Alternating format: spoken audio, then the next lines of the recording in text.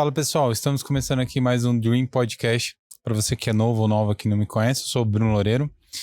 E estamos aqui no episódio número 13 do 12 Regras para a Vida, o Antídoto para o Caos. Mas Bruno, por que 13 se o livro fala que são 12? Gente, nós vimos a necessidade de fazer esse especial para fazer o fechamento do livro, onde a gente vai falar um pouquinho do prefácio do livro, né, Fá? Isso. E do último capítulo que tem escrito ali encerramento. Então vai ser bem legal para a gente até mesmo pontuar algumas coisinhas das regras. E lembrando vocês que todos os episódios estão disponíveis no YouTube e no Spotify. No YouTube, galera, tem uma playlist com todos os episódios disponíveis para vocês.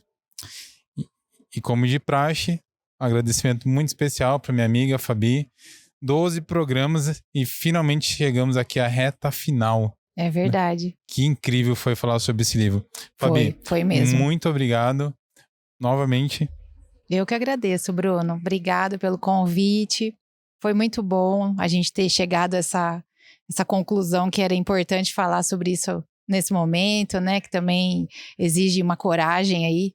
E você, nossa, me ajudou muito aí no desenvolvimento do raciocínio. Eu também tenho que te agradecer, porque é muito difícil também conversar um assunto que as pessoas não entendam, aí fica travando, né? Umas perguntas, às vezes, que você... Não que eu saiba alguma coisa mais, não é isso, mas às vezes a gente não consegue dar sequência no raciocínio, né?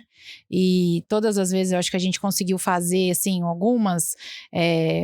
alguns insights pessoais, outras coisas que a gente trouxe, né, de outras figuras e históricas ou figuras até, a gente falou de coisas aí fictícias, né, mas que vem só, eu acho que enriquecer o que é o Jordan Peterson, né, porque ele não é um cara normal, né, então por isso que até a gente precisa fazer um outro programa, né, para fazer a finalização de todo esse raciocínio dele, porque eu achei importante, e você também falou isso, né, que a gente chegou a essa conclusão, que o cara que faz aqui o prefácio dele, o Dr. Norman Doidge, ele é um psiquiatra, ele é uma pessoa que tem também a mesma linha, né, de estudo, mesma formação do Jordan Peterson.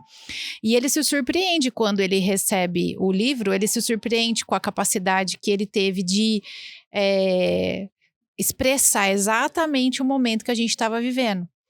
Então, ele começa o livro falando que nem na Bíblia mais as pessoas querem saber de regras, as pessoas querem mudar até as regras da Bíblia, né? Extinguir as regras da Bíblia. E aí lá vem o Peterson com um livro sobre regras. Então, que hora que ele pegou com esse nome, ele já falou, meu Deus do céu, né? Desde os 10 mandamentos, as pessoas querem sair fora, né, das regras. Ele até conta uma piada aqui que ele fala, né? Ele conta aí uma coisa que o Moisés, a hora que chegou lá, ele falou, eu consegui reduzir de 15 para 10 mandamentos, né? Porque as pessoas sempre querem menos regras. Aí vem o Peterson falar sobre 12 regras. Mas aí quando ele começa a ler, ele começa a entender que ele, além de ser esse professor excêntrico, além dele ser essa pessoa estudiosa, né, que dava aula em Harvard, que era um professor à frente ali da Universidade de Toronto também, ele era um cara que já era diferenciado no meio dele, ele também era um psicólogo muito bem sucedido nos casos dele. Então, acredito, né, Bruno, que ele deve ter tirado muita gente, né, de depressão, deve ter mudado muita vida de muitas pessoas com relação a autodestruição, né? Acredito que ele foi alguém que... Isso é muito no boca a boca, né? O pessoal que é psicólogo sabe que não adianta fazer um cartãozinho e sair entregando, né? As pessoas, elas vão procurar esses profissionais, né? Pelos resultados e muito pelo que um fala que conseguiu com tratamento e tal. Então, que ele sabia o que ele estava falando, porque ele vivia isso nas duas pontas, né? Tanto como profissional, tanto como professor. E aí ele fala uma coisa muito legal aqui, que eu quero começar lendo, que é a hora que ele fala que ele queria alertar os alunos. Ele, acima de tudo, ele alertava seus alunos sobre assuntos raramente debatidos na universidade. Então, ele levantava pontos de pensamentos que já estavam meio abolidos, já estavam esquecidos. Então, ele vai falar que ele logo começa a falar para as pessoas que a vida é sofrimento. E ele já coloca isso lá no Éden. Então, ele, né, lá na sala de aula, ele já falava, ó, já tá prometido para a mulher um monte de coisa, sofrimento, tá prometido para o homem um monte de sofrimento, então nós não vamos escapar disso. Partindo do princípio do cristianismo, e ele já era formado dentro da escola cristã. Então ele fala aqui que não é ele já começava a dar essa ideia para os alunos, não são os políticos que vão fazer vocês sofrerem, não é a economia, não é a corrupção, não é nenhum sistema que vai impor o sofrimento a vocês. A vida vai fazê-los sofrer. Se você não está sofrendo agora, em algum momento da sua vida você vai sofrer, mesmo que todas essas coisas estejam em ordem. E aí ele vai falar, o problema é que as pessoas começaram a levantar algo que chama ideologia. E aí ele vai definir aqui, ele fala, ideologias são ideias simples, disfarçadas de ciência ou filosofia, que pretendem explicar a complexidade do mundo e oferecer solução rápida para aperfeiçoá-la. Os ideólogos são pessoas que fingem saber como fazer um mundo melhor, antes de organizarem o próprio caos interior. A identidade de guerreiro que eles outorgam para eles encobre esse caos interior. Isso é arrogância. Então, o Peterson, ele fala, viu, antes da gente falar sobre ideologia, a gente tem que estar falando sobre filosofia, a gente tinha que estar estudando os estoicos, a gente tinha que estar estudando Sêneca, a gente tinha que estar estudando Platão, a gente tinha que estar estudando Marco Aurélio, a gente tinha que estar estudando pessoas que realmente mudaram o destino de de um império, porque resolveram pensar, né? Quem aí não conhece a história dos gregos, daí um convite, né, para as pessoas verem que isso daí tá desde lá do começo. Então o Norman vai lá dizer que antigamente, quando as pessoas encontravam culturas diferentes, elas não faziam disso um problema, uma luta, um movimento e tudo aquilo que a gente veio debatendo aí sobre, né, os problemas aí que essas ideologias levantam. Mas que elas faziam o quê? As pessoas, quando os gregos antigos velejavam para a Índia ou para outros lugares e descobriam outras regras morais e costumes diferentes em cada local, eles viam que a explicação para o que é certo e errado era geralmente enraizada em alguma autoridade ancestral. Então, o que eles faziam? Eles inventavam a filosofia. Então, por que eles pensam isso? Por que eles fazem isso? Aí eles iam estudar o porquê que aquele povo tinha aquela visão. Aí ele vai falar do Sócrates, ele vai falar do Aristóteles, ele vai falar, essas pessoas, eles não aceitavam aquilo e engolia como se fosse uma verdade absoluta e fazia o movimento das pessoas excluídas, o movimento das pessoas aguerridas, o movimento, eu pegava aquilo lá e como hoje as pessoas fazem, que é o que eu falo muito no meu Instagram até, as pessoas escutam uma pessoa falando uma coisa, vai lá e compra o discurso sem nem saber quem que é a pessoa, em que época que viveu, qual era o contexto que ela disse aquilo.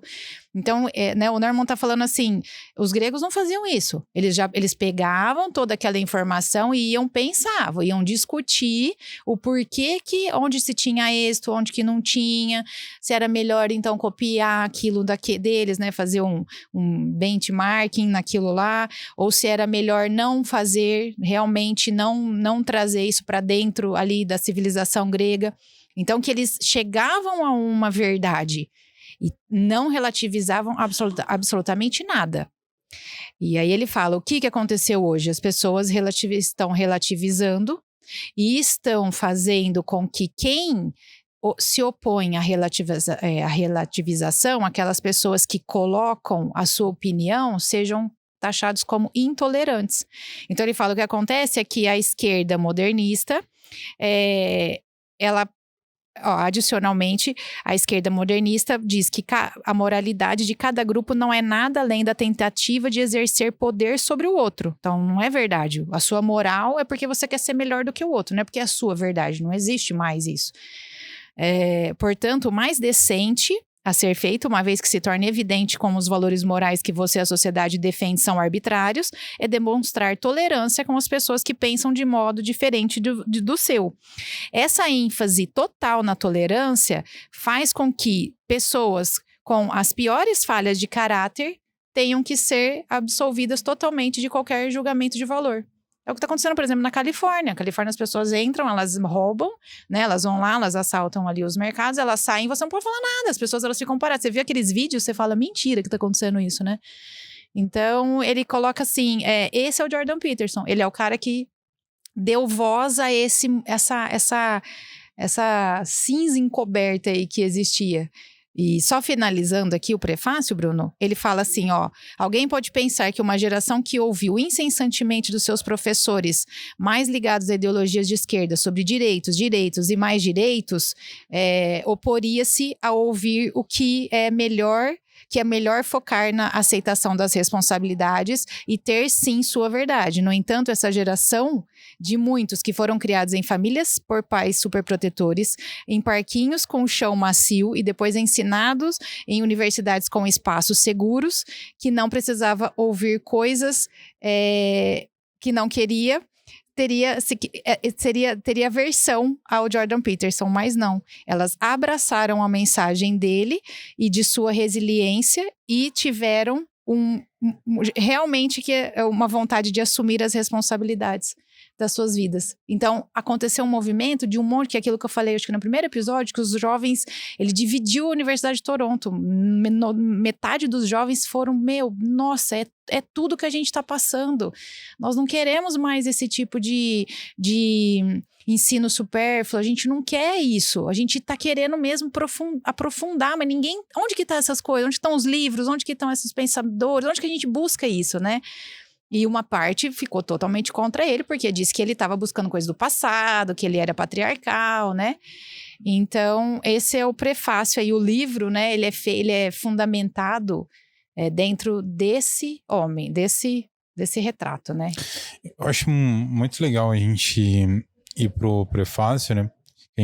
Quando a gente iniciou o primeiro podcast, a gente fez uma introdução sobre o Jordan e tudo, né? Mais, sobre a vida, e aí a gente já adentrou a regra. Eu acho legal a gente tá pontuando essa parte do livro que normalmente na internet a gente não encontra, né? Que as pessoas se atentam a gravar sobre as regras. Mas, bom, eu acredito que o prefácio do livro já é uma boa entoada ali para a gente entender e se nortear o que é o livro, né? Isso. Porque, relembrando, né? Quando o Jordan tomou ali uma posição de destaque, né? As pessoas tomaram par do livro, do como ele se posicionava, gerou todo esse ofurô aí, né? Esse negócio louco, né? Foi. Que a gente vivenciou isso também aqui, né? Foi. Relacionado à política, né? Foi. Então, ou é tudo de um lado, ou é nada do outro, e é um pouco desse sentimento que gera nas pessoas, né? De forma, acho que até errada, né? Porque as pessoas deviam interpretar o que tá ali e não afrontar o outro, né? Mas sim refletir. Exatamente. Refletir, beleza. Por que ele tá falando isso? Qual que é o embasamento que ele tá falando isso? São os estoicos, né? Você disse pra mim que você... Jordan Peterson, sai daqui, isso aqui tem... O que tá se falando naquele mundo do Jordan Peterson? Deixa eu entender. O que tá falando no mundo do Karl Marx? Deixa eu entender. O que tá falando no mundo do Nietzsche? Deixa eu entender. A hora que você vai lá entender, você se identifica ou não com aquilo. E aquilo passa a ser a sua não verdade. E isso não é uma questão de você estar sendo intolerante. É só de você dizer, não, isso não é verdade. Isso não condiz com nada daquilo que eu vejo na minha vida, o que eu vejo a respeito da vida. Só que dizer isso hoje, num mundo que está sendo pregado o relativismo, que é o quê?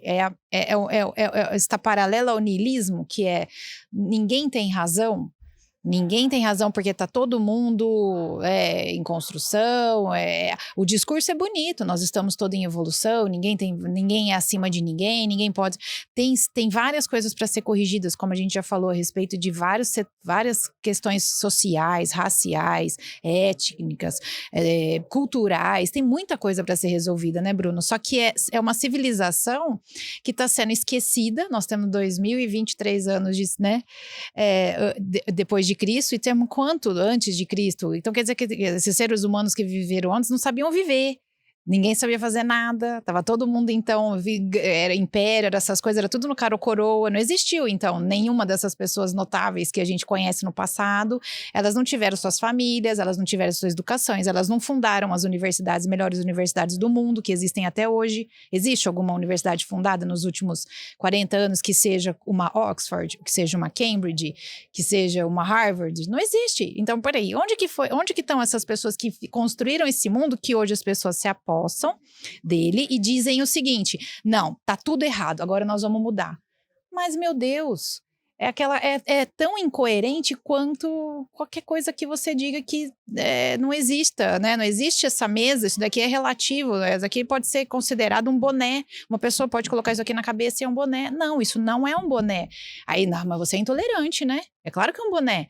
Uma pessoa, não, isso não é um boné. Então, aí por que então acaba criando essa situação contra ele, né? Nesse sentido, contra ele, assim, os pós-modernistas e esquerdistas, porque todas as pessoas que são de viés lúcido, não vou nem dizer de direita, adoram o Jordan Peterson. Ele é super bem aceito, ele é bem quisto, ele é um cara amado mesmo no meio, ele é um cara que ajuda demais as pessoas com as palavras dele. Então, ele só é criticado por aqueles que ele realmente joga a pedra. Ele não se preocupa com o telhado de vidro dos outros. Até porque ele aceita quando jogam nele também, que é quando ele vai falar aqui, né? Que a gente vai falar agora, na parte do encerramento, que ele fala que quando ele teve os problemas que ele teve, ele não foi fácil para ele passar pelos problemas. Ô, Fabi, as pessoas julgavam muito ele, né? Só pra gente ainda não sair do prefácio, mas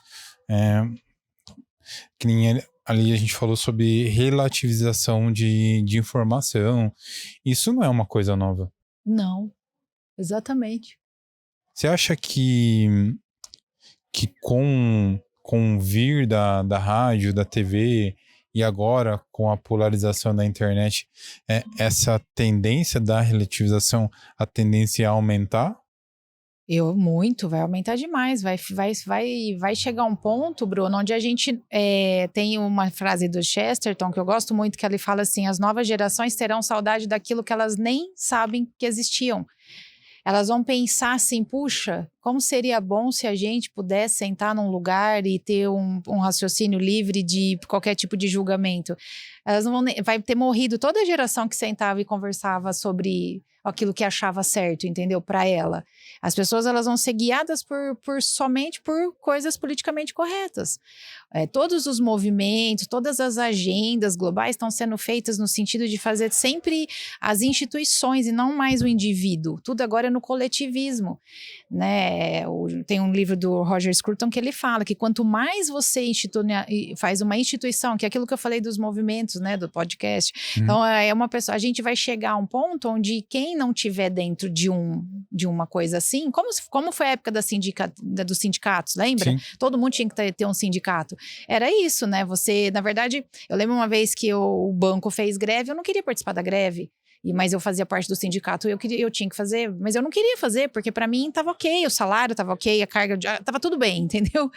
Foi para isso que me contrataram, estavam pagando em dia, estavam pagando certinho, eu não era explorada no sentido que eles achavam que era o explorado.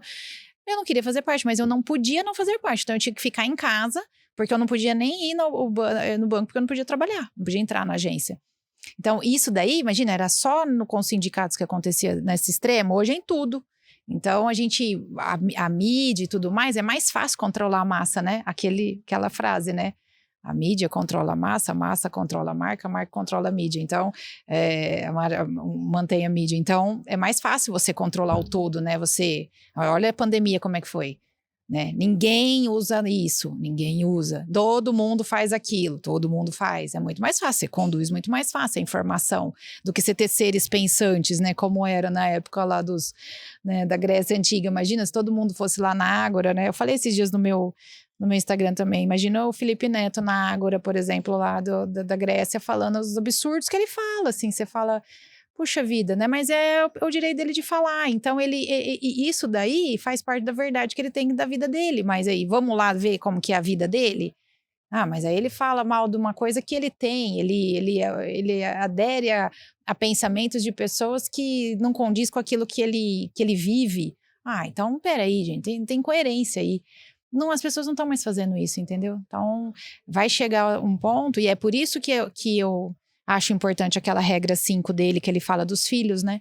Você preparar os seus filhos hoje é você deixar para eles um arsenal de informações do que você viveu, porque ele não vai ter nem onde buscar isso. Eu tô fazendo uma biblioteca na casa, porque eu falei, eu vou deixar pelo menos livros nossos, né, para o Augusto ler, porque se um dia resolverem, né, não publicar mais livro, não sei, vai ter 5 editoras, né? Não sabemos, Bruna, assim.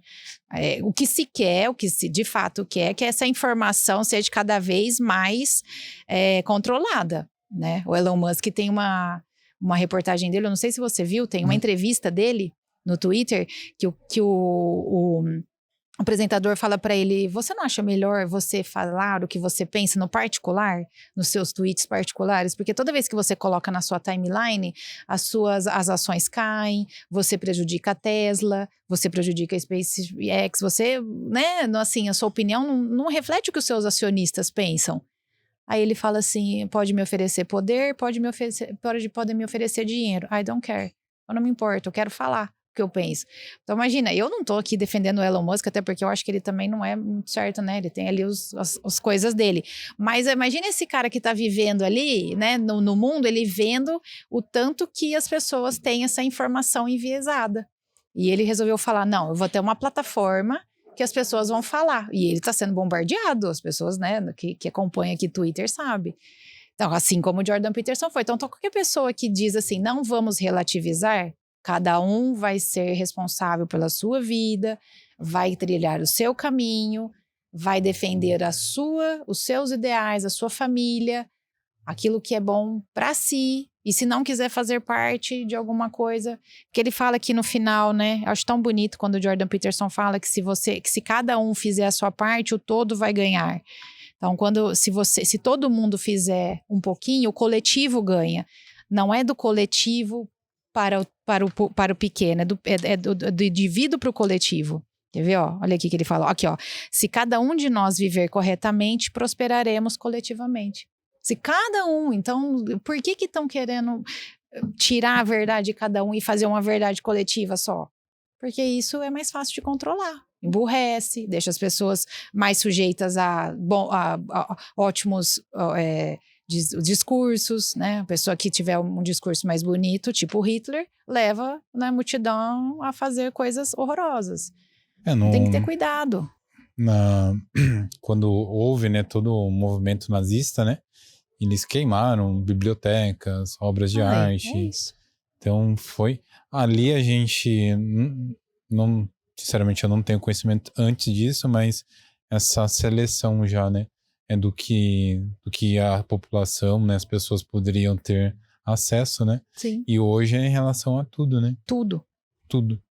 E aí, isso é o que ele começa a falar aqui. Que ele começou a se fazer essas perguntas. Aqui no encerramento, ele fala que ele ganhou, que ele estava com um amigo dele, aí ele viu uma caneta com LED, e que ele falou pro amigo, seu amigo dava a caneta para ele, que era uma caneta que tinha a ponta, né, que acendia. E aí ele se pergunta, o que eu vou fazer com a minha caneta recém-adquirida, minha caneta de luz? Então, o máximo, o que eu posso fazer realmente é escrever palavras iluminadas na escuridão. Ele é muito doido, né? Então ele começa a fazer perguntas, ele começa a primeiro pensar no seguinte, né? Ele fala, primeiro eu vou fazer o que é significativo, não o que é conveniente, né? Então ele busca o princípio da regra 7. Ele já fala, né, que o próprio Cristo não estava disposto a chamar o Pai para obter um favor. Então, já de cara, ele já fala, eu não quero chamar ninguém para me ajudar a ver, né, o deserto da minha vida. Não quero coletivizar a minha vida, eu quero trazer a minha vida para uma questão pessoal minha, para ser tentado aqui nesse deserto, mas eu sabendo que as minhas responsabilidades com relação à minha vida. Então ele vai falar que ele começa a se perguntar, por exemplo, como ele estava tratando a Tami, como ele estava tratando a esposa dele, como ele estava tratando a filha, como ele estava tratando o filho, se ele estava fazendo o filho se sentir um servo de Deus, né? Se ele estava encorajando a Tami a ser uma pessoa melhor, se ele na hora que eles discutiam, eles chegavam a uma conclusão de que vamos então ver aonde que esse problema começou, mas que se ele quisesse realmente resolver esse problema, ele tinha que invocar a regra 9, de dizer não minta, né? Não, ou pelo menos não seja omisso. Então, assim, ele estava tendo uma conversa com ele mesmo. Então, às vezes, a gente não quer nem conversar com a gente mesmo. Então, assim, antes dele conversar com a Tami, ele se perguntava, mas eu quero ir lá perguntar para ela quem foi que começou essa história? Porque às vezes eram discussões que eles ficavam semana bravos um com o outro. Então, ele diz, aí eu perguntava, será que eu quero ir lá perguntar para ela? Será que eu quero perguntar para ela, para ouvir dela o que ela vai me dizer? Né? Então, ele fala, então, já era o princípio da regra 9, né? Então, eu preciso ser sincero comigo mesmo. E às vezes a resposta era, não tô afim. Então ia mais uma semana, entendeu? Sem se falar. E aí ele fala que ele começa a então se fazer várias perguntas, que ele percebe que essa caneta de luz, né? Uma vez que eu havia ganhado há pouco uma caneta de luz capaz de escrever palavras iluminadas na escuridão, queria fazer o melhor que eu pudesse com ela. Então eu fiz a pergunta certa. Escreva as palavras que você quer que sejam escritas em sua alma. Ele escreve, então, essas algumas perguntas, dá para os amigos dele ler e as pessoas ficam encantadas. Então, ele vai perguntando, né? O que farei no ano que vem? Tentar garantir que o bem que fizer naquele momento seja excedido apenas pelo que eu farei no ano posterior. Então, ele meio que começa a fazer um julgamento dele mesmo com relação... Começa com ele. Aí, ele vai falar, isso daí deu o princípio, por exemplo... da regra onde a gente tem que pensar na gente como a gente pensa nos outros, né? Então, eu tenho que pensar em mim primeiro, tem que acertar, né? Aquela coisa da máscara do avião, né? Colocar a primeira máscara em você, para depois você colocar naquela pessoa. O Augusto perguntou para mim, nossa mãe, mas se não der tempo, né? Mas aí eu falei para ele, filho, se eu for tentar às vezes, eu morro os dois, isso é certeza, né? Então eu tenho que tentar ser rápida para fazer em mim, né? Então, olha a responsabilidade, eu tenho que ensiná-lo a colocar máscara. Então, o que é o mais correto eu fazer? Né? Ensiná-lo a fazer isso. Então, é isso que ele fala. Então, se eu quero primeiro o bem, me tratar como eu trato os outros, então eu também tenho que estender isso aos outros quando eu for tratá-los também, ensiná-los a se tratar bem. E aí ele, né, começa que o que eu farei da minha vida e como eu tratarei as pessoas ao meu redor.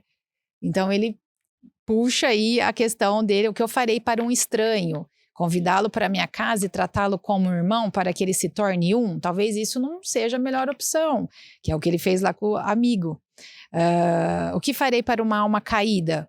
Vou oferecer a minha mão genuína e cautelosamente, mas não me juntar a ela em seu atoleiro, né? Então, eu também preciso ter cuidado na hora que eu for buscar ajudar alguém, porque essa pessoa pode estar até mais forte do que eu e me puxar para onde ela está, que é o que ele disse com relação aos amigos dele. Ele vai falar que uma coisa que até... Hitler, Stalin e Mao, todos eles tiveram uma mãe.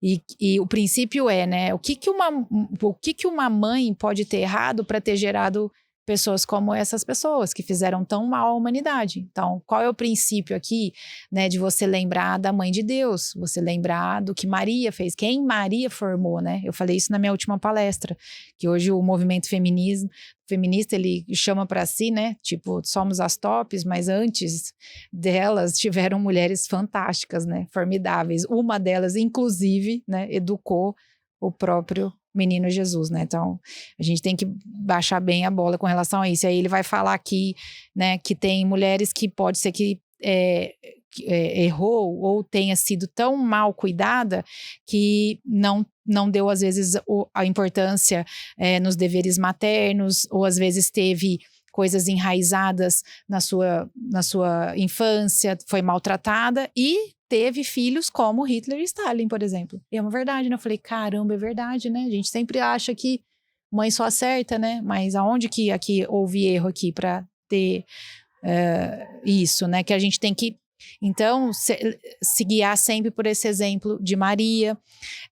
Aí ele vai falar aqui, como que eu vou ensinar as pessoas compartilhando com elas as coisas que eu considero verdadeiramente importantes, Então, esse é o princípio da regra 8, que é dizer a verdade, né?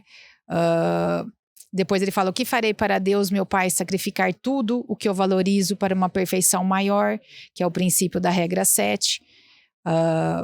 Ele depois fala: o que eu farei para um mentiroso? Vou deixá-lo falar para que ele revele a si mesmo, né? A regra 9, que é sobre você escutar uma pessoa, né? Eu falei ali atrás a regra 9, mas era a 8, com relação a não mentir. A regra 9 é quando você deixa a pessoa falar, né? Não interromper a pessoa, para você achar que ela pode ter alguém para te dizer, algo novo para te dizer. A podridão deve ser revelada por esse mentiroso antes que algo são possa ser posto em seu lugar. Então você tem que ter o princípio da regra 7. Quando uma pessoa estiver mentindo para você, você vai deixá-lo falar para ele expor toda a mentira, mas depois você vai, né, ter o posicionamento da regra 7, de buscar o que é significativo, e da regra 1, ter postura, né, falar o que você pensa, não deixar aquilo não ser falado. E aí ele vai se fazendo perguntas até ele chegar, Bruno, nas últimas perguntas que ele vai falar aqui a respeito sobre os pecados, né, capitais. O que eu farei quando a cobiça me consumir? O que eu farei quando eu destruir os meus rios? O que eu farei quando o inimigo meu for bem-sucedido? Quando eu estiver cansado e impaciente? Quando eu estiver na realidade do envelhecimento? E ele vai dizendo a respeito das regras, que foi o que o norteou. Ele teve essas regras como se fosse a resposta para aquelas perguntas que ele escreveu com essa canetinha mágica aí. Então você vê que ele realmente escreve um livro onde ele viveu aquilo que a gente falou em quase todos os episódios, né? Ele viveu aquilo, ele não escreveu um livro jogado aí nas interpretações dele da vida. Ele viveu. É muito legal a gente pegar essa parte do livro, porque como tem momentos do livro que ele compartilha histórias bem íntimas dele, né? Como do amigo que se matou, deixou uma carta pra ele. A filha dele, né? Que tem uma doença gravíssima, né? E ele compartilha essa dor com a gente. Então, na hora que a gente acha que o livro acabou, né? A gente fala, pô, que legal, tá tudo top, né? Aprendendo um monte de coisa. Ele vem compartilhar com a gente a origem de tudo, né? Sim. Então, no final do livro, ele compartilha com a gente a vivência dele de como que surgiu tudo isso, né? Exatamente. Que eu acho que é bem legal. Às vezes, uma pessoa que tá assistindo a gente quiser ter essa experiência de ler ao contrário também. Começar aqui, né? Começar porque aqui, pelo encerramento. Porque aqui ele fala aqui, ó. Ele fala exatamente isso daí que você falou. Ó, deixar de fazer os sacrifícios adequados, de revelar a si mesmo, de viver e de dizer a verdade, tudo isso te enfraquece. E nesse estado enfraquecido, você não consegue prosperar no mundo, e isso não será benefício algum para você e para os outros. Você fracassará e sofrerá de forma estúpida. Isso corromperá sua alma. Como poderia ser diferente? A vida é difícil o suficiente quando tudo está indo bem. E quando começa a ir mal? Aprendi através de dolorosas experiências que não há nada que esteja indo tão mal que não possa ser piorado. Então, você vê que é isso que você falou, né? Ele não tá falando de uma coisa que ele acha que vai acontecer, né? Que são as figuras que muitas vezes eu falo que são as figuras de todas as pessoas. Eu acho que o socialismo eu acho que quando a gente arrumar o movimento, eu acho que... Não, olha, o que aconteceu comigo... É isso, que é aquilo que a gente falou da diferença de história e de narrativas. Então, hoje a gente é bombardeado de narrativas. Narrativas de pessoas que vão ter 80 anos aí de passeio né? É um passeio, a vida. 80 anos nós estamos passeando, no máximo, quem tiver aí um bom passeio, ele vai passar e acabou. E aí ela ficou narrando, né, situações, aí ela passou, acabou, aquele negócio passou, acabou, e você ficou aí discutindo. Então... o que você tem que ver? Fundamentos, né? Que é isso e o que de fato aconteceu com as pessoas que estão dispostas a dividir aquilo que viveu. Eu, desde a época que eu era garota, eu não gostava de ler livro de quem que você falou que você está lendo o livro do Guilherme, né? Da XP. Ah, sim. Você está lendo a experiência dele, ele está falando, ele está compartilhando, ele chegou lá. Então, é muito diferente você ler um livro de uma pessoa que te dá dicas de como chegar. Aí ele é um professor, aí escreve lá, fulano é professor, graduado, PhD, mas se ele chegou? Não, ele não chegou, caramba. Falando eu tô lendo o do Guilherme, vou sair um pouco daqui do nosso livro. Eu ganhei esse livro incrível da Fabi, obrigado. E eu tô lendo esse também. Outra biografia. A história de um campeão. Poderia ter escrito aí, a narrativa de um campeão. Você tá vendo como é que são? Né? Aí você lê um negócio desse, você fala, putz, já sei que, né? O que eu fiquei mais impressionado nesse livro aqui, que eu tô na página 186 e, tipo assim, o livro não conta da história como que o Michael Jordan foi um grande jogador. É o mais bizarro. Que legal. Então, tipo assim, que esse livro foi um presente também. Deixar um agradecimento aqui pro Pedro Fusco. Que o que é mais interessante, né? Quando você lê a capa do livro, você lê o nome do Michael Jordan que todo mundo conhece. Só que o que realmente é o livro é o que tá aqui embaixo, né? Que é a história de um campeão e o mundo que ele criou. E eu tô quase na metade do livro e fala do que envolveu o em volta do jogo. Então, como que ele mexeu na cidade, o estádio, as pessoas, a transformação da NBA, a cultura. Então, o autor, né, o escritor, ele fundamenta tudo isso à base, as pessoas, as histórias das pessoas que estavam lá antes dele. Isso é muito legal. O Larry Bird, o Magic Johnson, eles também fizeram muitas coisas que fizeram transformações. O Michael Jordan não foi o primeiro jogador negro de ter sucesso na NBA. Sim, sim. É por que ele foi o maior. E aí, no livro, começa a compartilhar as coisas que envolveram tudo isso, que não é só ele. Nossa. Isso que é o mais legal. É muito legal, é lógico. Então, assim, você falar da história de um jogador, né?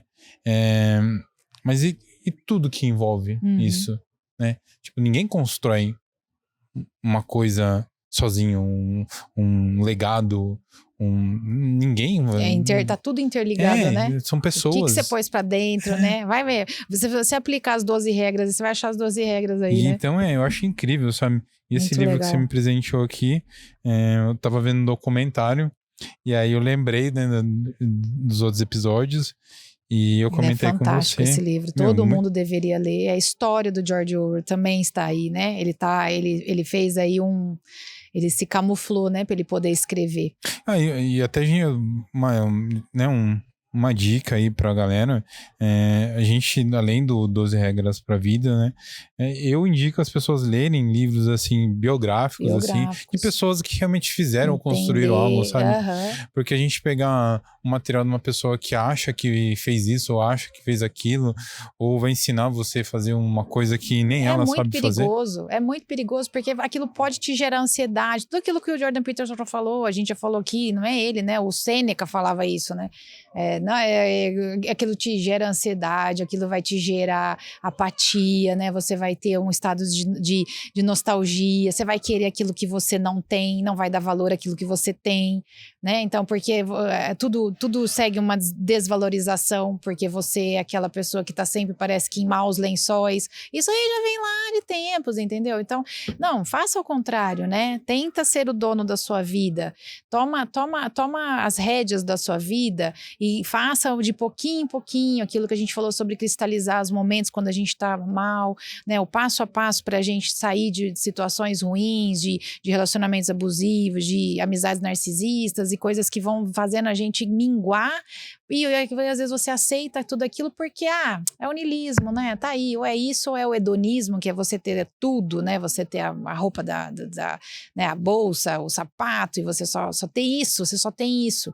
Então, esse mundo, os dois extremos te literalmente consome, a ponto de você realmente fazer mal ou para si ou para os outros, que é as situações ali que ele coloca, dos meninos e de tantas outras pessoas. Então ele finaliza aqui, olha que legal, ó, ele fala assim, espero que tudo que eu escrevi tenha sido válido para você. Espero que este livro tenha revelado coisas que você sabia que não sabia que sabia.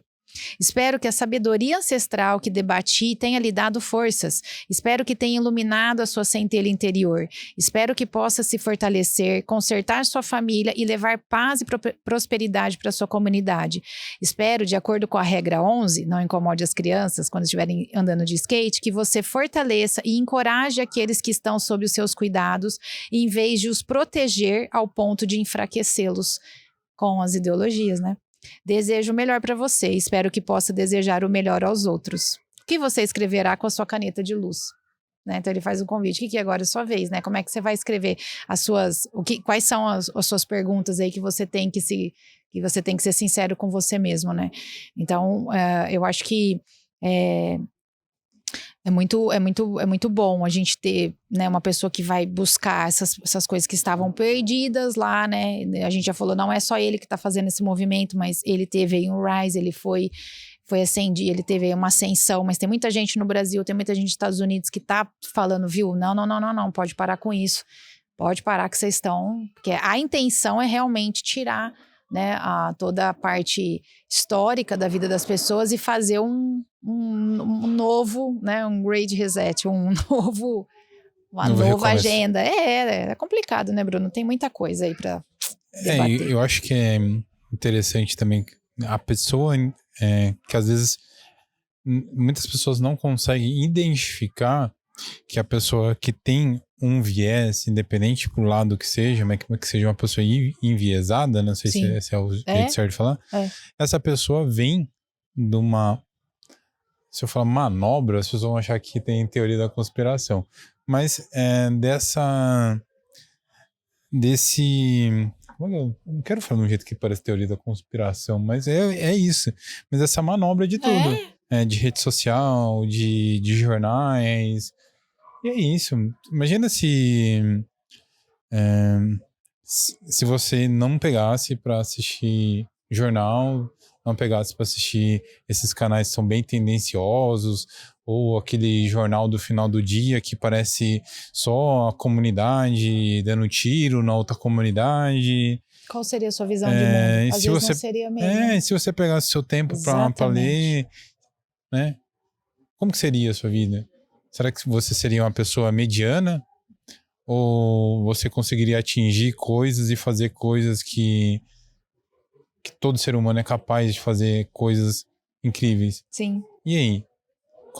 Onde que você vai se adequar? No mais fácil? No sistema, né? Que né, até o Clóvis brinca, né? Você vai entrar na Matrix ali, né? Você vai ser mais um. Clóvis de Barros, né? Então... eu acho que é isso, essa reflexão que a gente tem que trazer, né?